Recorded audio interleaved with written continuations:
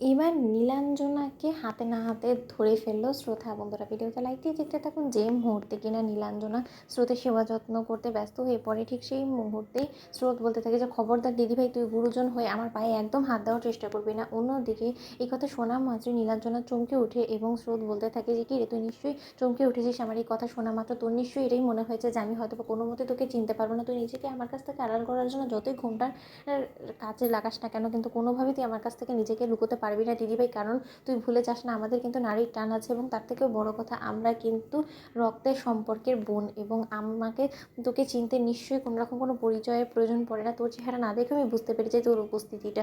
অন্যদিকে নীলাঞ্জনা বলতে থাকে যে, না না দিদিমণি, আপনার কোথাও হয়তো বা ভুল হচ্ছে, আপনি কার কথা বলতেন? ঠিক সেই মুহূর্তে স্রোত যখন জোর জবরদস্তি করে নীলাঞ্জনার মুখোশটা খুলিয়ে দেয় এবং বলতে থাকে যে, এবার তুই কী বলবি মেজদি ভাই বলতো? অন্যদিকে নীলু বলতে থাকে যে, স্রোত তুই এসব কী করছিস বলতো? কখন কে দেখে ফেলবে আমাকে, তারপরে যে একটা নতুন করে একটা তুলকালাম শুরু হয়ে যাবে, সেটা নিশ্চয়ই তুই সামলাতে পারবি না। তাহলে তুই এরকম কেন করছিস বলতো লক্ষ্মী বোন আমার? তুই এরকম জেদ করিস না, তুই প্লিজ আমাকে ঘুমটাটা দিয়ে রাখতে দে। অন্যদিকে স্রোত বলতে থাকে যে, ভাই তুই একদম টেনশন করিস না, সার্থক ইউনিভার্সিটির একটা কাজে বেরিয়েছে এবং বাপি এই সময়টাতে থাকে না। পিসিমণি নিশ্চয়ই নিচে কিচেনে রান্নাবান্না করছে, তাই এই মুহূর্তে এই ঘরে আসার কারো কোনো রকম কোনো সম্ভাবনা নেই। তাই তুই ওসব নিয়ে একদম টেনশন করিস না। তুই আমাকে আগে বলতো, তুই এত বড় দুঃসাহস কেন দেখাতে গেলি? তুই কী কারণে সেই গ্রাম থেকে এখানে ছুটে এলি বলতো?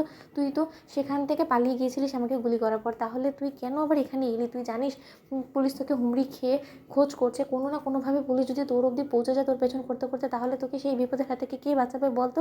আমি যতই চেষ্টা করছি তোর কথাটা চেপে যাওয়ার, ততই আমি বারবার করে আরও বেশি তোকে বিপদে ফেলে দিচ্ছি। তুই আমার কারণেই তো এখানে এসেছিস, তাই না? অন্যদিকে নীলু বলতে থাকে, আচ্ছা শ্রুতি, আমাকে একটা কথা বলতো, যে বোনটাকে আমি নিজে কোলে পিঠে মানুষ করেছি, সেই বোনটাকে আজকে আমি নিজ হাতে গুলি করে মেরে ফেলার চেষ্টা করেছি, সেইটা আজ আমারকে সেই স্মৃতিটা তাড়া করে বেড়াচ্ছে। সেই স্মৃতিটা মাথায় করে নিয়ে আমি কী করেই বা সুস্থ সবলভাবে হাতে হাত দিয়ে বসে থাকতে পারি সেই গ্রামে বলতো? আমি মানছি যে তখন ঝুঁকের বসে আমার হাত থেকে গুলিটা চলে গিয়েছে, কিন্তু তাই বলে যে আমি তোর মৃত্যু কামনা করেছি সেরকমটা তো নয়। আমি যদিও শুনেছি নিউজ পেপার থেকে মিডিয়া অবধি সকল জায়গাতে তোর সুস্থতার কথাই বলেছে, কিন্তু তা সত্ত্বেও আমি কোনো মতে নিজের মনকে সান্ত্বনা দিতে পারছিলাম না, বিধে এক পর্যায়ে ক্রান্তকে নিয়ে আমি ওখান থেকে ছুটে আসতে বাধ্য হয়েছি। আর তোকে আরও একটা কথা বলে রাখছি, তুই ক্রান্তকে নিশ্চয়ই তোর শত্রু বলে ভাবতে শুরু করে দিয়েছিস। আমি তোকে বলে দিচ্ছি, তারা যথেষ্ট পরিমাণ ভালো একজন মানুষ, তারা গরিব দুস্থদের জন্য কাজ করে।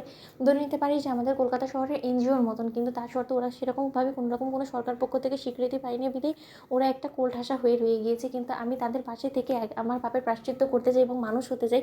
আমি যে অমানুষে পরিণত হয়েছিলাম, সেই অমানুষ থেকে আমার আজকের এই পরিবর্তনের জন্য শুধুমাত্র ক্রান্তই দায়ী, এবং তার জন্য সেই মানুষের সঙ্গে বিশ্বাসঘাতকতা করে আমি কোনো মতে এই কলকাতা শহরে আবার নতুন করে ফিরে আসতে চাই না। তাই আমি শুধু এখানে এসেছি কয়েকটা দিন তোকে নিজ হাতে সুস্থ সবল করে আমার পাপের প্রায়শ্চিত্ত করার জন্য, তারপর আমি এখান থেকে চলে যাবো। তো বন্ধুরা লাইক কমেন্ট শেয়ার করো, সাবস্ক্রাইব করতে ভুলো না।